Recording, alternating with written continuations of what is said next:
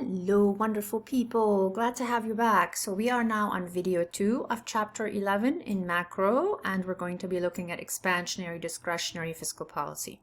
Now, you know me and my love of photography, and so I had to give you this big, open, expansive view because we're talking about expanding the economy, right?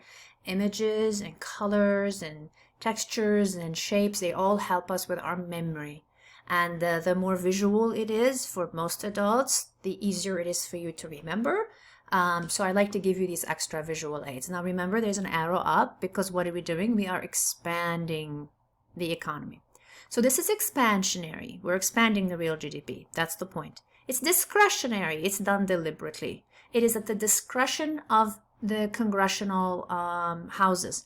And fiscal policy, because it is a Keynesian. In the fiscal policy, it's all about aggregate demand going up in order for the economy itself to go up if it's expansionary. What is the goal? The what question. What are we trying to do? We're trying to raise the real GDP. That's the whole point. Something is going on. Now, whether it's preemptively, the economy is just slowing down, or whether we have an official recession, which is 2 quarters down consecutively with an unemployment rate that breaches the natural unemployment rate of 4.5%. Now, when? During a recession or preemptively, right? So what? We're raising the real GDP when the economy is not so hot. The economy needs an B12 shot in the arm, right? Only it's not just B12, it's like every vitamin and every mineral under the sun. And so we end up sometimes having to do a whole lot to get the economy back on track. Clearly, the worse the recession, the more help the economy is going to need, and never without a repercussion. And that is part of the latter part of this chapter. How? These are the tools. The government spending and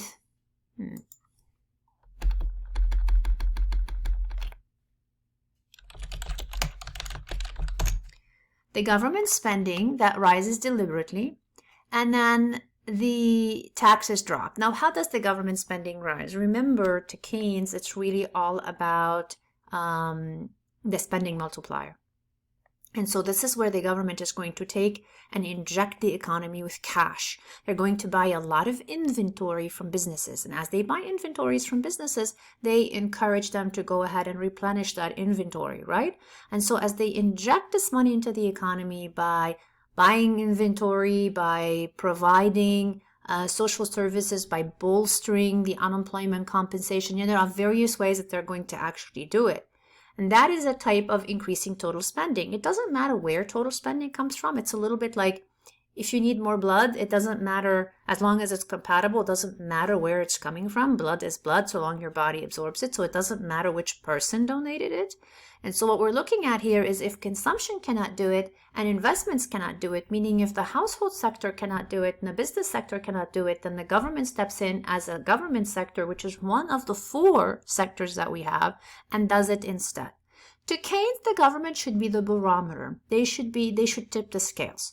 When the private sector is suffering, the government needs to compensate. When the private sector is thriving, the government needs to step back and ease out of how much intervention it is actually giving. It's kind of like you want to give the economy CPR, but when the heart gets pumping, we need to back off, right? We don't keep jolting and pumping past when a person returns to life.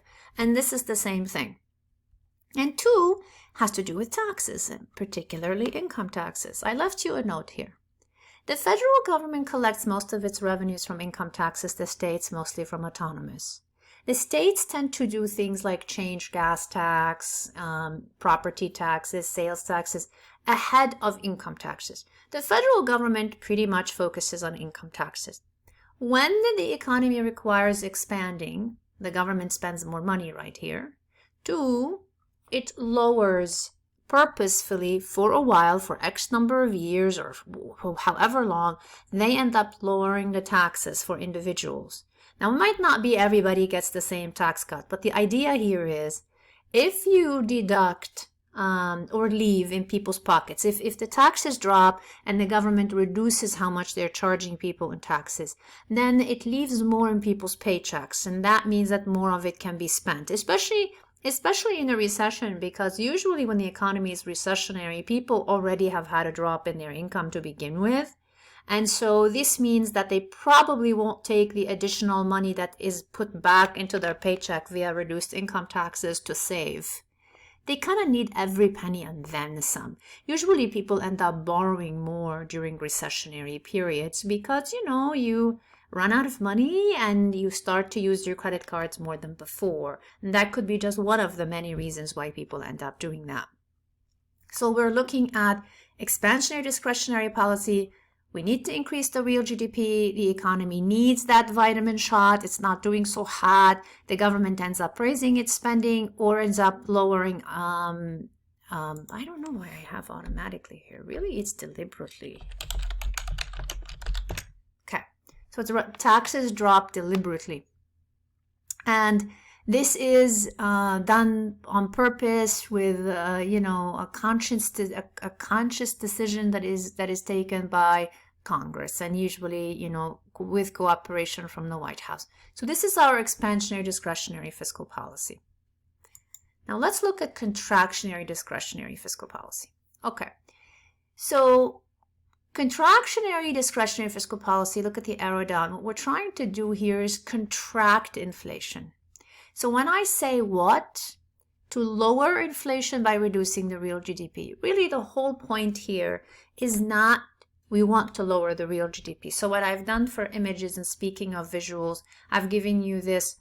We have a goal. We have the goal here, right? But to get to our goal, we need to narrow it down. So I'm showing you this beautiful architecture of a relatively narrow street to remind you that what we're doing is we're contracting.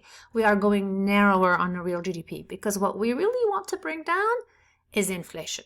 This towering, soaring inflation here, think of the Eiffel Tower. I'm sure the French are very grateful that I'm doing that with their Eiffel Tower right now, turning it into a symbol for inflation. But what we want to do is prevent the soaring inflation, and we want to contract the economy. Now, how does the government do that? So the tools are the same tools. They are government spending and they are taxes. In this case, they're going to reduce their spending. Now, if you remember, the way the multiplier works is it works in reverse as well. If we remove autonomous spending from the economy, we also end up shrinking the real GDP.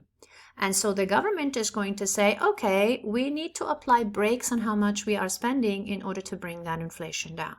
The second thing they're going to do, and it's an and or, right, is to raise taxes. Now, raising taxes is not very popular, especially here in the United States.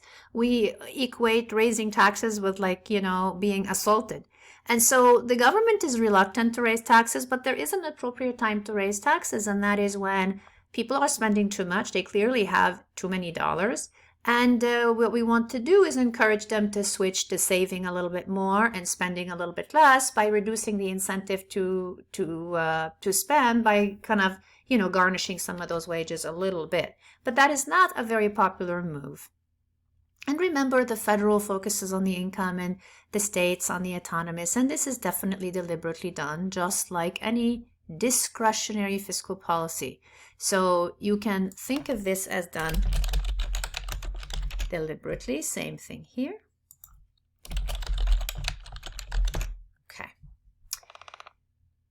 Now, as far as, what I'm going to do, I'm going to stop this video right here and I'll pick up the rest in our next video. Then I'll move on so I don't split automatic fiscal policy into 2 videos. I'll stop right here. I'll see you in video 3.